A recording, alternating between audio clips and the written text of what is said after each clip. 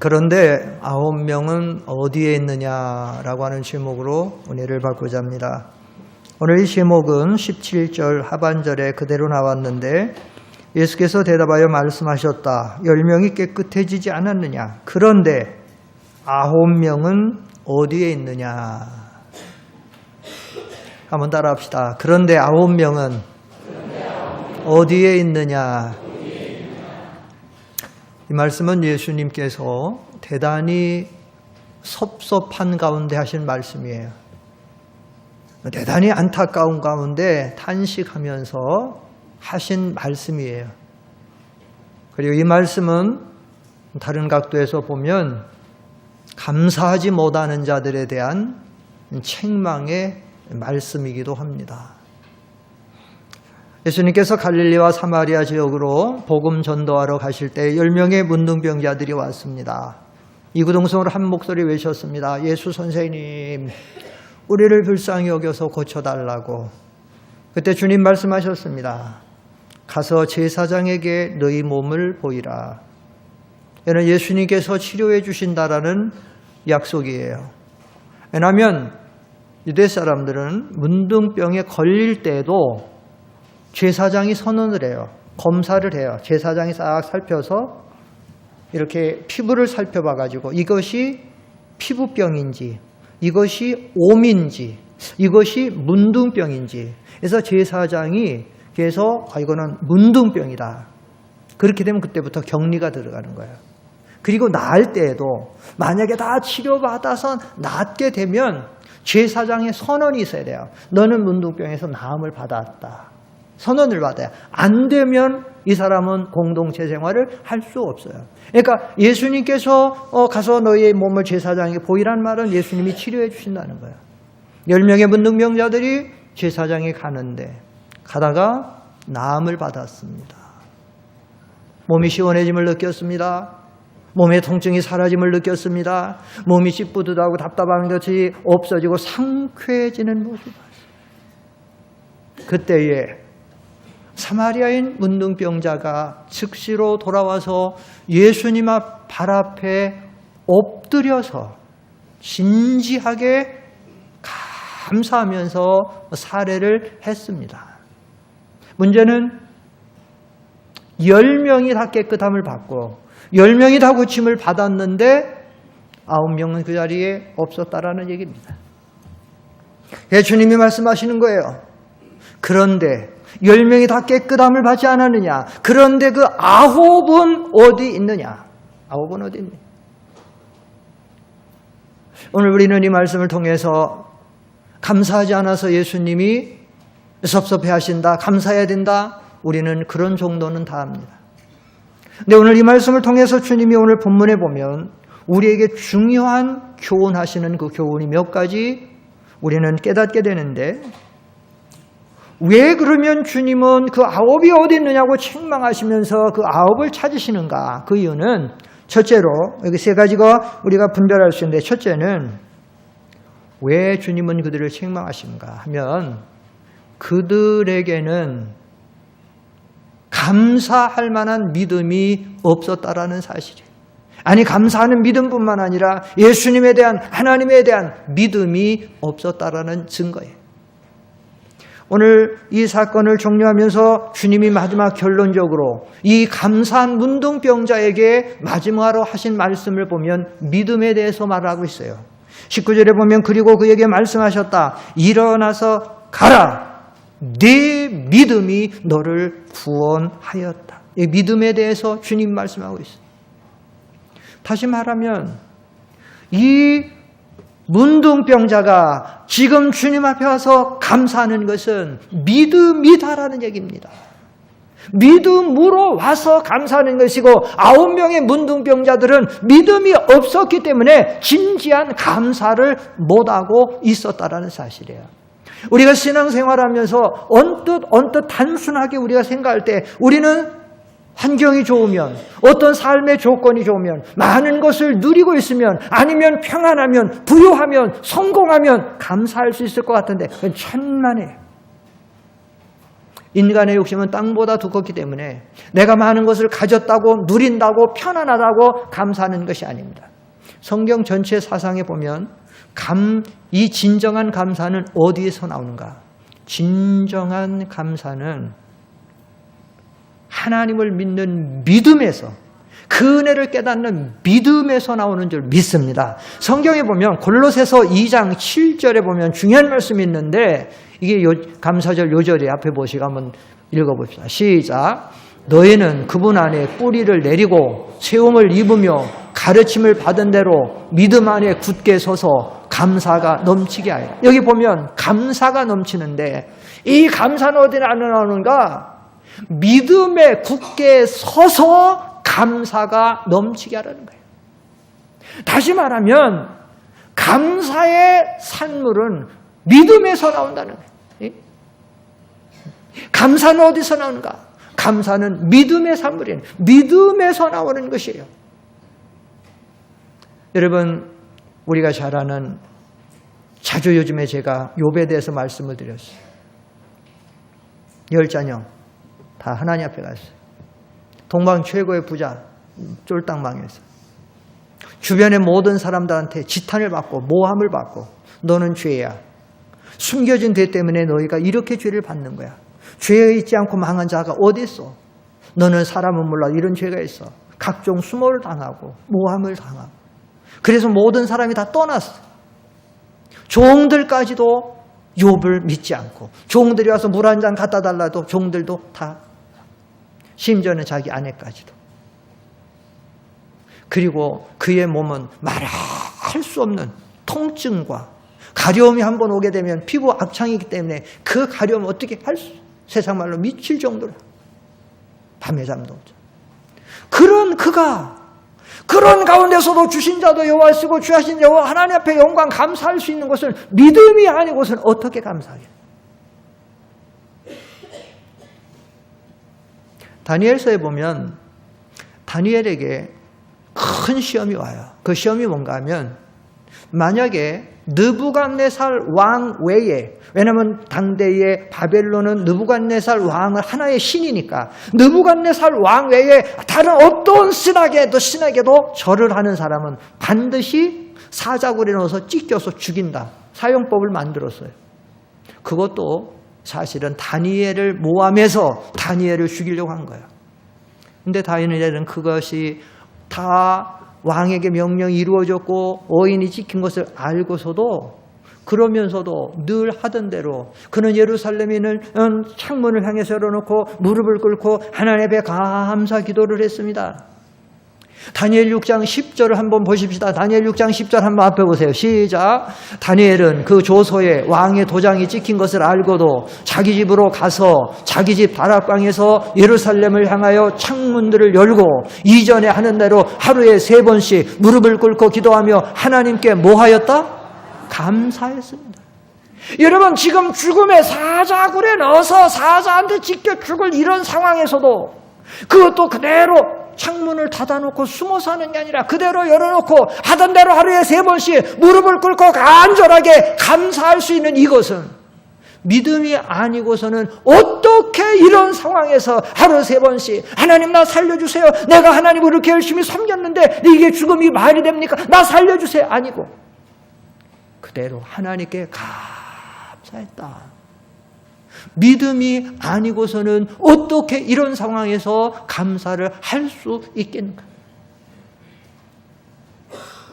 그렇기 때문에 오늘 본문에서 주님은 너무 탄식하는 거예요. 왜냐하면 그들에게 믿음이 없기 때문에. 주님이 제일 기뻐 보시는, 성도들에게 제일 기뻐 보시는 게 뭐예요? 믿음입니다. 여러분, 주님이 이 땅에 계실 때에, 계속해서 복음을 전하고 다니실 때에 보면, 성경에 보면 믿음이 있으면 내가 이만한 믿음을 만나보지 못했다, 얼마나 기뻐하고 축복하고 내 믿음대로 되라고. 그러나 그들이 믿지 않고 불순종하고 거역할 때에 너희 믿음이 어딨느냐? 아니면 너희 믿음이 왜 이렇게 작으냐? 믿음에 대해서. 그리고 주님 마지막에 뭐라고 말씀하세요? 그러나 인자가 올 때에 믿음을 보겠느냐? 여러분, 우리 믿음 생활에서 첫 단계가 뭐냐? 믿음이에요. 첫 단계 믿음이에요. 언제나 믿음 보는 거예요. 그래서 히브리서 기자는 그렇게 말합니다. 히브리 11장 6절에 보면 뭐가 없이는 하나님을 기쁘시게 할 수 없어요. 앞에 보세요. 시작. 믿음이 없이는 하나님을 기쁘시게 할 수 없으니. 거기까지만 보세요. 믿음이 없이는 하나님을 기쁘시게 할 수 없어요. 지금 9명의 문둥병자들이 믿음이 없어서 하나님 기쁘게 하지 못하고 감사하지 못하는 거예요. 믿음이 없어요. 한 명의 문둥병자가 이 진실한 믿음을 가지고 나와서 너무너무 감사해서 주님의 발 앞에 얼굴을 대고, 예수님 발 앞에 얼굴을 대고 진지하게 감사하는 거예요. 두 번째로, 그런데 그 아버는 어디에 있느냐? 왜 이렇게 주님이 안타까워하시는가? 그 이유는 감사는 하나님께 영광을 돌리는 것인데 감사하지 않는 것은 하나님께 영광을 돌리지 못하는 것이기 때문에, 오늘 여기 성경에도 나와 있죠. 17절로 18절에 보면 예수께서 대답하여 말씀하셨다. 10명이 깨끗해지지 않았느냐? 그런데 9명은 어디에 있느냐?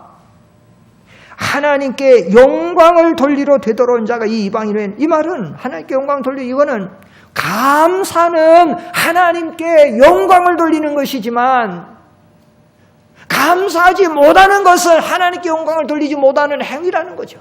예? 여러분, 그렇지 않습니까? 상식적으로 하나님이 나에게 어떠한 일을 행하셨어요. 나를 통해서 어떤 놀라운 일을 행하셨어요. 그러면 그것을 통해서 하나님 앞에 감사하게 되면 그거는 하나님의 하신 그 모든 것을 나타내는 거죠. 하나님 앞에 그 영광이 돌아가는 거죠. 그런데 그거 하지 않는 것은 하나님의 영광을 나타내는 것이 아니죠. 아니에요. 이 감사한다라고 하는 것은 하나님의 은혜를 나타내는 것이에요. 감사하지 않는 것은 자기에게 그 영광을 돌리는 거고 자기가 영광을 받는 거예요.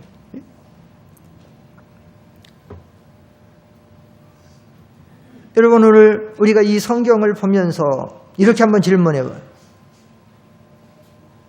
예수님께서 왜 이 10명의 문둥병자들을 고쳐주셨을까?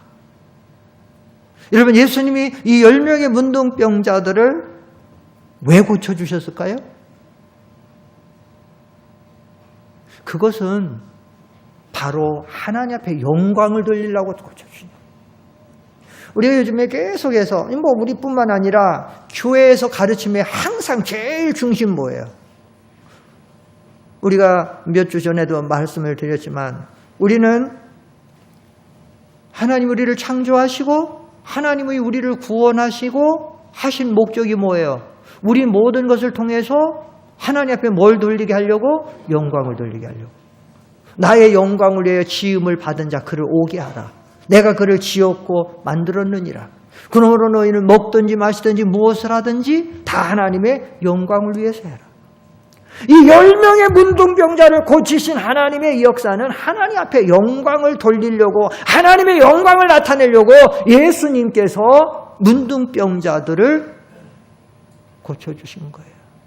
오늘 주님의 말씀대로 하나님 앞에 감사하는 것은 하나님께 영광을 돌리는 것이고, 하나님께 감사하지 못하는 것은 하나님께 영광을 돌리지 못하는 거예요. 그래서 시편 50편 23절에 시편 기자는 뭐라고 고백하는가 하면, 앞에 보세요. 시작. 감사의 제사를 드리는 사람이 나를 영화롭게 할 것이니 행위가 바른 사람에게는 내가 하나님의 구원을 보여줄 것이다. 감사의 제사를 드리는 사람, 개역 성경에는 감사로 제사를 드리는 사람이 하나님을 영화롭게 하는 것이다. 감사하는 사람, 감사로 예배하고 감사로 하나님 앞에 보답하고 감사를 나타내는 사람은 하나님을 영화롭게 하는 거예요. 하나님 영화.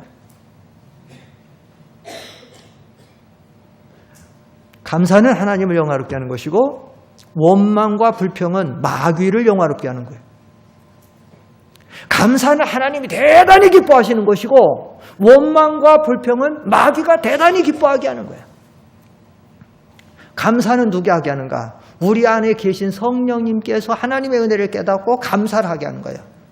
원망과 불평은 누게 하는가? 원망과 불평은 사탄이 하는 거예요. 여러분, 최초의 에덴 동산에서 하나님께서 모든 에덴 동산을 만들어 놓고 모든 좋은 것을 다 만들어 놓고 사람들에게 그랬어요. 뭐라고 말씀하셨는가 하면 이 동산 안에는 보기에 좋고 먹기에 좋은 모든 거 다 먹어라. 각종 실과 다 먹어라. 이렇게 하나님이 우리에게 모든 것을 다 주셨어요. 그런데 창세기 2장 16절에 보면 그렇게 말씀해요. 그런데 창세기 3장 1절에 가면 사탄이 와요. 뱀을 통해서 와요. 그래서 딱 던지는 말이 뭐냐면 딱 던지는데 뭐라고 던지냐면 동산 안의 모든 실과를 먹지 말라고 하더냐? 이렇게 질문 던져요. 2장 16절에서는 다 먹어라! 보기에 좋고 먹기에 좋은 거 뭐든지 다 먹어라! 이렇게 주님 말씀하셔요. 근데 3장 1절에 사탄은 와갖고 뱀을 통해 와갖고 뭐라고 하면 동산 안의 모든 실과를 먹지 말라고 하더냐? 이렇게 질문을 해요. 동산의 모든 실과를 먹지 못하게 한 거죠. 그래서 이스라엘 백성들의 삶을 보면 그래요. 그 쇠풀무와 같은 하루에 눈만 뜨면 노역장에 나가서 그 뜨거운 이집트의 날씨가 얼마나 뜨거워요. 이집트는 더울 때 여름에 50도까지 가요. 50도까지. 1년 12달 쉬지 않고 눈만 뜨면 나가서 그 더위에 하루 종일 막 죽을 지경으로 성을 짓고 벽돌을 나르고 하고 뭐하고 무염을 하고 그렇게 해서 노예가 그 삶을 산다. 하나님이 거기서 풀어가지고 지금 하나님이 약속한 족각거리 땅으로 가는 거예요. 눈만 뜨면 그날도 하나님이 함께한다고 하나님의 임재를 상징하는 구름이 두껍게 와갖고는 다 가려져요. 가려져요. 얼마나 두껍고 얼마나 넓게. 덥지 않아요. 밤에 그렇게 추운데도 밤에 얼마나 춘지 몰라요. 하나님의 불기둥이 어마어마한 불기둥이 불기둥 직경이 얼마나 됐는지 모르지만 막 우리 상대원 우리 교회 건물보다도 더 두꺼울 수 있어요. 그 많은 사람 한 200~300만 명. 서울운동장만 할 수도 있어요. 막 그 불기둥이 막 주변이 춥지 않게 만들어줘요. 광야에서 먹을 게 어디 있어요. 하늘에 어김없이 아침에 일어나면 만나가 내렸어요. 먹었어요. 샘물이 얻었어요. 하나님 반응이 먹었어요. 하나님의 은혜로 살아요. 그런데 그런들은 그걸 먹고 마시고 그렇게 살면서도 성경에 보면 감사가 없어요. 감사는 처음만 있었어요. 어디서? 애굽에서 나와서 홍해 바다를 건넜을 때 그때만 춤추고 속어치고 춤추면서 감사하고 그 이후에는 감사가 사라져요. 감사가 사라지는 대신 계속해서 그들의 입에서 나온 건 뭐야? 원망과 불평과 모든 것이다. 이것이 오늘 9 문둥병자들의 삶이에요. 이것이 오늘 우리들의 삶이 돼서는 안 되는 거예요. 하나님은 언제나 그 하나님의 은혜를 깨닫고 감사하는 자를 기뻐하시고 은혜를 주시는 거예요. 그래서 우리 하나님 믿는 사람들이 어느 곳에 가든지 감사 생활해 보세요. 저 사람 하나님 믿는 사람 다르네. 우리가 믿음의 가정으로 늘 감사하고 이렇게 화평하게 살아보세요. 주변에 있는 사람들이 자기들은 맨날 부부싸움하고 애들 때문에 지지고 볶고 막 그렇게 사는데 내 옆집에 있는 사람이 이렇게 하나님 앞에 늘 감사하는 생활을 살면 그 사람들이 볼 때 저 사람들 교회 나가니까 뭔가 다른 게 있구나. 좋은 게 있구나. 그 감사의 삶에 하나님 영광 돌리는 거예요. 그리고 그들을 통해서 전도의 열매가 맺혀지는 거예요. 그런데 예수 믿는 사람이 교패는 붙여놓고 맨날 큰 소리 치고 싸우고 다투면 그건 하나님의 영광을 가리는 거예요. 어디 가도 가정에서도 감사 생활하고 교회 와서도 우리가 항상 감사 생활하고 우리가 원망불평하려면 얼마든지 원망불평할 것들이 생겨요. 있어요. 그러나 하지 않고 모든 것을 하나님 앞에 맡기고 감사하고 감사는 하나님을 영화롭게 하는 것이고 감사하지 못하는 하나님의 영광을 가리는 거예요. 세 번째로 우리는 이 9명의 문둥병자들을 통해서 주님이 왜 이렇게 섭섭하시는가 하면 이들이 받은 은혜가 너무 크고 귀한데 9명의 문둥병자들은 이 너무 크고 귀한 은혜를 깨닫지를 못하는 거예요. 여러분 오늘 성경에 이 10명의 환자를 무슨 병이라고 그래? 오늘 여기 12절에 보면 예수께서 어떤 마을에 들어가시다가 어떤 환자 10명을 만나셨다고요? 납병 환자. 납병 환자를 다른 말로 본래는 납병 환자를 무슨 병자라고 그랬죠? 성경에 보면 옛날 성경에 문둥병자. 왜 이렇게 바꾸느냐? 문둥병자다라는 것이 사람에게 상당히 꺼림칙한 거예요. 저주스러운 거예요. 그래서 이 병을 문둥병자다라고 하는 것을 꺼려니까 그걸 조금 완화해서 납병 환자다. 그래서 우리나라도 문둥 환자라 그랬다가 납병 환자라 그랬어요. 지금도 그럼 우리나라에서 병원이나 이런 데서 납병 환자라고 하나요? 아니에요. 그것도 꺼림칙하고 그래서 지금은 무슨 병이라고 그래요? 한센시 병이라고도 하고 그냥 그렇기도 하면 그것도 싫으니까 한센시 병이니까 그냥 한센인이라고 불러요. 한센인. 언뜻 들으면 한국인이다 하는 것 같아요. 한센이나 한국인이나. 왜 그렇습니까? 왜 그런가 하면 문둥병이라고 하는 병은 지상에 사람이 가지고 있는 질병 중에 가장 사람을 비참하게 만드는 것이 문둥병. 이거는 각 나라뿐만 아니라 성경 자체가 그렇게 규정하고 있어요. 성경에 보면 이 문둥병자가 제일 불쌍한 이유는 이 문둥병자는 첫째, 이 문둥병이라는 것은 일단 이 병에 걸리게 되면 이 병이 점점 심해지면서 그 종류가 좀 다르지만 어떤 거는 막 고름이 생기고 냄새가 나고 악취가 풍겨가지고 사람 옆에 그 냄새를 맡을지 엄두내고 어떤 또 이 문둥병은 와갖고 모든 것들이 감각이 마비이고 점점 하다가 점점 이 살이 그냥 썩어지고 그래가지고 없어버려. 제가 여수에 사경에 인도하러 갔는데 그 손양원 목사님이 계신 애양원 교회 성도들이 제가 사경에 인도하러 갔는데 이렇게 좀 연주해 주러 온다 그래가지고 왔는데 깜짝 놀랐어요. 연주해러 오면서 꽤 괜찮은 분들이 온 줄 알았더니 코는 있는데 이게 없어. 코 없어요. 다 이게 떨어져 나갔어요. 여기 구멍만 있어요. 여기 입이 있는데 입이 절반쯤 살이 없어요. 입이 다 보여요. 다 그러죠. 막 귀가 없어지고. 근데 그분들이 와서 이 하모니카로 연주를 해주는 얼마나 감격적이었는지. 그러다가 이 문둥병이라고 하는 건 그러다가 결국 죽어요. 지금은 의학이 많이 발명돼서 웬만한 문둥병은 치료가 되고 그렇게 되지만 옛날엔 그렇게 돼요. 둘째로 이 문둥병은 왜 이렇게 치명적인가 하면 이렇게 모든 몸이 그래다 결국 망가지다가 서서히 죽어가는 죽음에 이르는 병이지만 더더욱 이 병을 슬프게 만드는 것은 일단 성경에서 이 병에 걸리면 성경 율법에서 격리를 시켜버려요. 너희는 오늘부터 집에서 살 수 없어. 성경에서 격리시켜요. 왜 그런가 하면 문둥병이 되면 지금은 좋은 약제가 있어서 전염을 차단할 수 있지만 2000년 전 주님 당시에는 그런 약이 없어요. 그래서 이 병이 생기게 되면 막 퍼져나가니까 이것을 위생상이라도 격리하기 위해서 그래서 집에서 떨어져요.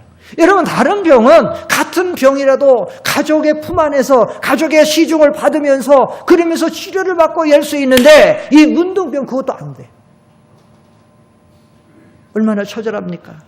그 문둥 환자촌으로 격리돼서 그 차가운 데서 그 추운 데서 아니면 그 더운 데서 거기서 쓸쓸하게 사랑하는 아내도 못 보고 남편도 못 보고 자식도 없는 가운데서 그렇게 하면서 죽어가는 병. 세 번째로 성경에서 보면 이 병이 더더욱 치명적인 것은 만약에 좀 거처를 옮기려고 하다가 동네 곁을 지나간다든지 사람이 있게 되면 이 사람들은 늘 어떻게 되느냐? 자기 입을 가리고 크게 외쳐야 됩니다. 나는 부정한 사람입니다. 부정한 사람. 그 사람이 자기들 곁에 못 오도록 그렇게 해야 돼요. 얼마나 비참해요. 자기가 부정해서 꺼려받는 것 자체도 가르는데 사람만 보면 나는 부정한 사람이다. 나를 가까이 하면 이렇게 해야 돼요. 그런데 그들을 치료할 수 없는 그렇게 비참하고 그렇게 슬픈 병을 우리 주님이 하나님의 능력으로 깨끗하게 치료하셨어요. 얼마나 귀한 은혜입니까? 얼마나 귀한 축복입니까? 그런데 그들이 한 명밖에는 9명이 주님에게로 돌아오지를 않았어요.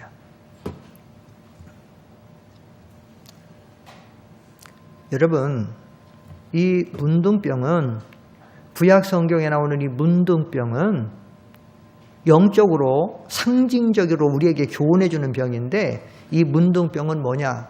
성경에 나오는 이 문둥병은 영적으로 우리의 죄악을 가리키는 거예요. 우리의 죄는 이렇게 우리를 점점 우리의 삶을 피폐하게 만들다가 우리가 죽으면 영원한 지옥 형벌에 떨어지는 병을 가리켜요. 죄를 가리켜요. 문둥병은 죄를 가리키는 거예요. 그래서 우리 하나님의 아들 예수님께서 우리를 이런 비천한 가운데서 우리를 구원하고 건지시려고 이 세상에 오셔서 십자가의 보혈을 흘려서 그 예수님의 정결한 피로 우리의 모든 이 문둥병보다 더 추한 영혼의 질병을 깨끗하게 씻으시고 우리를 치료하고 고치셔서 우리가 영원한 죄와 사망에서 구원받아 하나님의 백성이 되게 해주신 거예요. 이거는 그 문둥병에 나은 것보다도 1000배, 10,000배 더 크고 귀한 은혜. 이 귀한 은혜를 받은 우리가 이 하나님의 은혜를 감사하지 않는다, 보답하지 않는다, 얼마나 하나님이 섭섭하시겠어요? 하나님은 은혜를 주셨는데, 하나님 은혜를 주셨는데 은혜를 깨닫지 못하고 감사하지 못하고 보답하지 못하면 주님은 대단히 섭섭해하세요. 성경에 보면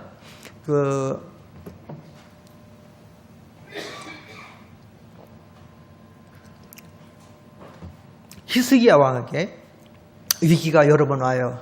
우리 인생의 삶을 살다 보면 위기가 오는 것처럼 여러 번 오는데, 아수르 왕 사네립이 랍삭에 대군을 보내가지고는 에워싸서 그때 살 수 없을 때 하나님께서 히스기야의 기도를 들으시고 하늘에서 천군 천사가 내려와가지고 그래서 18만 5천을 다 죽어서 송장을 만들어 시체를 만들었어요.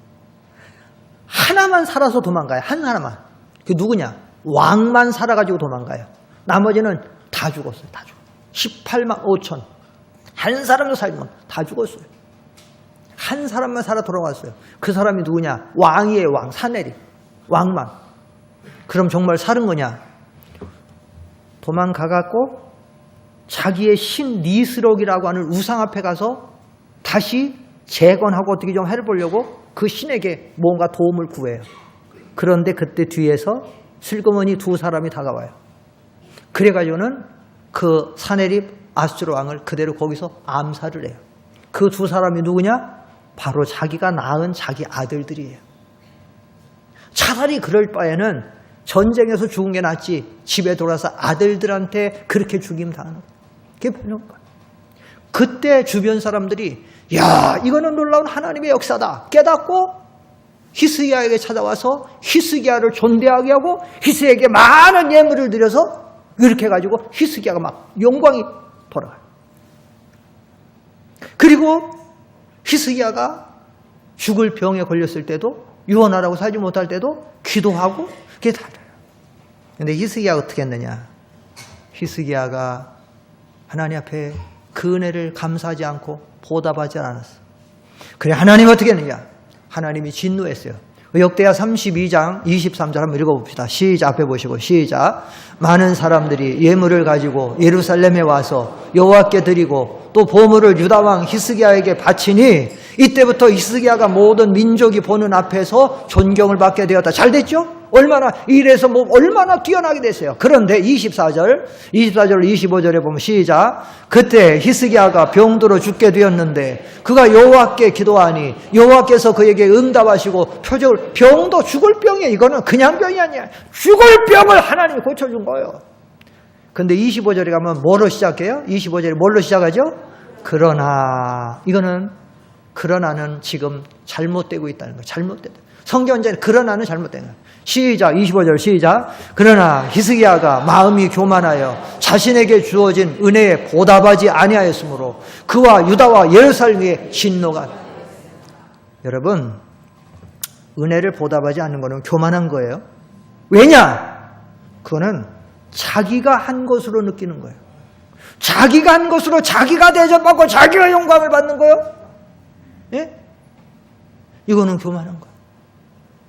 그 마음이 교만하여 자신의 주신 은혜를 보답하니 그것이 하나님의 은혜입니다. 하나님이 하셨습니다. 때 하나님의 모든 영광이 돌아갈 건데 그걸 하지 않는 거는 아까 그 23절 보였죠. 히스야가 이름이 막 밝고 존대해지고 막 높아지고 자기의 영광은요. 예? 그러니까 하나님께서 여러분 모든 궁극적으로 모든 영광은 사실 그 모든 영광은 누구의 것입니까? 하나님의 것이에요. 영광은 진정한 하나님의 영광은.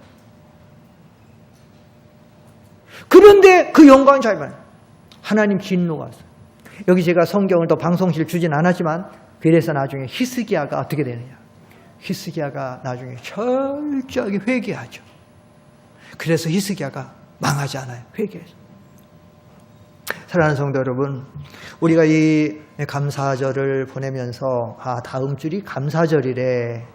그렇게 해서 형식적으로 보내면 우리는 감사절 잘못 보내는 거예요. 우리가 이런 말씀을 통해서 다시 한번 우리의 삶을 돌아봐야 됩니다. 우리는 하나님 앞에 받은 은혜가 큰가 작은가? 많은가 적은가? 나는 과연 하나님 앞에 지금 이 은혜 보답하고 감사하는 생활을 잘 하고 있는가? 못하고 있는가? 아니면 원망 불평으로 살고 있지는 않는가? 주님이 나의 지금 삶을 보시면 사마리아 문둥병자 같이 우리를 지금 기뻐 받으시고 하나님 감격해 하셔서도 은혜를 주시려고 할까? 아니면 어디에 갔느냐고 주님이 우리를 지금 책망하고 찾고 계실까? 우리가 살펴보고 회개하고 그리고 이 사마리아 문둥병자 같이 진정으로 하나님 앞에 감사하면 여러분 이 감사로 끝나지 않았죠. 이 사마리아 문둥병자가 진정으로 깨닫고 감사했더니 하나님이 정말 축복은 여기서 주었어요. 그 축복은 뭐냐? 9명의 문둥병자는 문둥병 분명히 다 고침받았어요. 주님이 말씀하셨으니까. 그러나 9명의 문둥병자들은 그 믿음이 없어서 구원 못 받아요. 그런데 이 한 명의 문둥병자는 뭐라 그래요? 그리고 그에게 말씀하셨다. 19절 다 같이 읽어봅시다. 19절 시작. 그리고 그에게 말씀하셨다. 일어나서 가라. 네 믿음이 너를 어떻게 했다? 구원했다. 구원. 이거는 정말로 커다란 축복이죠. 하나님은 언제나 하나님의 은혜를 깨닫고 감사하는 자에게 더 큰 은혜를 주시는 거야. 더 큰 은혜. 옛날에 한 100년 전에 미국의 포드 자동차 회사가 설립이 돼가지고 미국엔 그 3대 자동차 회사가 있어요. 메이저 3대 GM이라고 하는 제네럴 모터스하고 클라이슬러하고 그다음에 포드 자동차의 3개가 제일 큰 회사인데 근데 옛날에는 그 헨리 포드가 이렇게 창업한 포드 자동차가 제일로 컸어요. 제일로 잘 되고 제일 부자였고 그때에 저 시골 산간 오지 초등학교에 근무하던 여교사가 있었는데 너무 시골 학교라 옛날이니까 아주 오래되니까 아이들한테 음악을 잘 가르치고 싶은데 피아노 한 대가 없어요. 그래가지고 이 사람이 가만히 생각하다가 우리나라 제일 부자한테 한번 좀 도움을 요청해야 되겠다. 그래서 편지를 써서 포드 자동차 회사의 그 회장한테 헨리 포드한테 편지를 썼어요. 저는 정말로 우리 미국의 산간오지의 작은 소학교의 교사인데 아이들에게 좀 음악을 잘 가르치고 싶은데 피아노가 없어서 잘 할 수가 없습니다. 할 수만 있으면 피아노 한 대만 기증해 주시면 정말 잘 쓰겠습니다. 이렇게 했어요. 헨리 포드가 그 편지를 받기는 받았어요. 근데 헨리 포드는 당대에 최고로 유명한 사람은 돈이 많으니까 그런 편지가 얼마나 많이 쇄도가 답답하니까 그냥 두기는 뭐하고 그러니까 그냥 일상적으로 사실은 피아노 한 대면 요즘도 우리나라 같은 몇백만 원 가는데 그런데 그 돈을 보내준 게 아니라 그냥 겨우 서민들이 한 끼 식사할 정도의 적은 돈을 보내줬어요. 요즘으로 말하면 5,000원이나 뭐 10,000원이나 뭐 식사 한 끼 한 사람이 할 수 있는. 보통 사람 같으면 그걸 받았으면 어떡하겠어요? 세상에 이게 우리나라 제일 부자가 이게 할 짓인가, 누구를 무시해도 원망하고 불평할 텐데. 이 사람이 그 돈을 받고는 야, 피아노 사기를 해서 했는데 피아노가 아니라 이거 너무 종에 와서 이거 어떻게. 가만히 생각하다가 이 사람이 어떻게 생각했냐면, 어떻게 생각했냐, 시내 나가가지고 땅콩 종자를 사가지고 학교 텃밭에다가 아이들하고 함께 심어. 그리고는 그걸 잘 길렀더니 그의 농사가 잘 됐어. 땅콩이 많이 열렸어. 그런데 이 교사가 그래놓고 그래도 헨리 포드에게 고마운 마음이 들어가지고는 그것을 수확한 일부를 제일 좋은 거로 해가지고는 이렇게 해서 그 우편을 통해가지고 서표를 통해서 편지와 함께 보내줘요. 회장님께서 얼마 전에 이렇게 돈을 보내주셨는데 이것으로 피아노는 못 샀지만 이것으로 땅콩 종자를 사가지고 농사를 했더니 하나님이 특별히 그래도 잘 되게 해주셔서 너무 감사한데 회장님 보내주신 거 감사가 생각나서 그래가지고 이만큼 보냅니다 하고 편지하고 왔어요. 헨리 포드 회장이 그걸 받았을 때 기분이 좋았을까요? 안 좋았을까요? 좋았죠. 너무 한쪽으로 마음이 부끄럽기도 하고 한쪽으로는 그러나 그것만이라도 헨리 포드가 감사한 마음이 생겨서 그래가지고 어떻게 했느냐, 1만 불을 보내줬어요. 1만 불. 1만 불이면 지금 우리나라 돈으로 한 사람은 1,200만 원이에요. 여러분, 지금 미국의 돈 1만 불도 큰데 약 100년 전쯤에 1만 불은 어마어마한 돈입니다.